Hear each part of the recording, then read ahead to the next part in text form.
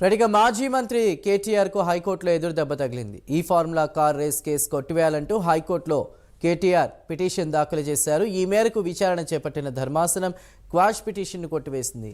కేటీఆర్ను arrest చేయొద్దని advocate కోరగా ఇలాంటి పిటిషన్లలో కుదరదని తేల్చి చెప్పింది. దీంతో కేటీఆర్ని అరెస్ట్ చేసే అవకాశం కనిపిస్తోంది.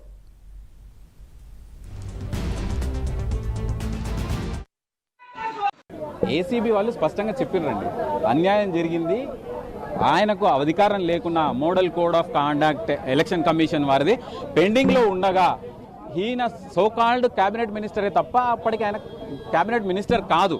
ఎందుకంటే కోడ్ ఆఫ్ కండక్ట్ వర్తిస్తుంది కాబట్టి అది చెల్లదు. ఆయనది చెల్లకున్నా సరే ఆయన అధికారాలను విశేషాధికారాలను ఉపయోగించుకున్నాడో మరి ఎందుకు ఐఏఎస్ ఆఫీసర్ ఆయన ఫోన్ కాల్కి లొంగి డబ్బులు చెల్లించిండా?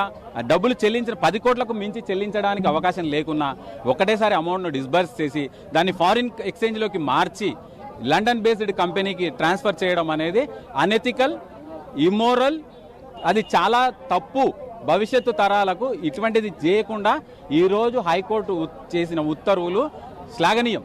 100% ఏదైతే ఇంటరిమ్ ప్రొటెక్షన్ ఉందో ఫైనల్ ఉత్తర్వులు ఇచ్చే వరకు కోర్టు ఆపిపెట్టిందో వాటిని క్లియర్ అయిపోయింది. ఈరోజు తక్షణం అరెస్ట్ చేయొచ్చు.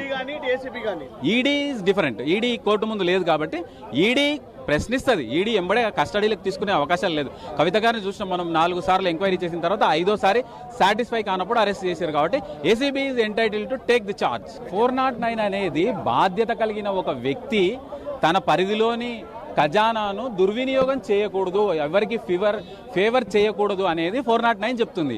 409 exactly applicable to this particular case. ఖచ్చితంగా ఏసీబీ వాళ్ళు స్పష్టంగా చెప్పిర్రండి, అన్యాయం జరిగింది, ఆయనకు అధికారం లేకున్నా model code of conduct election commission వారిది పెండింగ్లో ఉండగా ఈయన సోకాల్డ్ క్యాబినెట్ మినిస్టరే తప్ప అప్పటికి ఆయన క్యాబినెట్ మినిస్టర్ కాదు.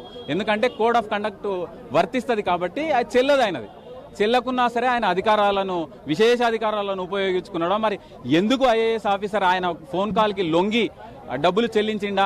డబ్బులు చెల్లించిన 10 కోట్లకు మించి చెల్లించడానికి అవకాశం లేకున్నా ఒకటేసారి అమౌంట్ను డిస్బర్స్ చేసి దాన్ని ఫారిన్ ఎక్స్చేంజ్లోకి మార్చి లండన్ బేస్డ్ కంపెనీకి ట్రాన్స్ఫర్ చేయడం అనేది అనెథికల్, ఇమ్మోరల్, అది చాలా తప్పు.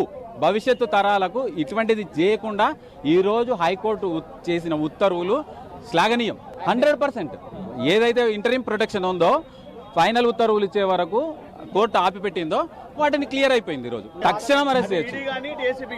ED is different. ED court ముందు లేదు కాబట్టి ఈడీ ప్రశ్నిస్తుంది. ఈడీ ఎంబడే కస్టడీలకు తీసుకునే అవకాశాలు లేదు. కవిత గారిని చూసినాం మనం, 4 సార్లు ఎంక్వైరీ చేసిన తర్వాత 5వ సారి సాటిస్ఫై కానప్పుడు అరెస్ట్ చేశారు. కాబట్టి ACB is entitled to take the charge. 409 అనేది బాధ్యత కలిగిన ఒక వ్యక్తి తన పరిధిలోని ఖజానాను దుర్వినియోగం చేయకూడదు, ఎవరికి ఫేవర్ చేయకూడదు.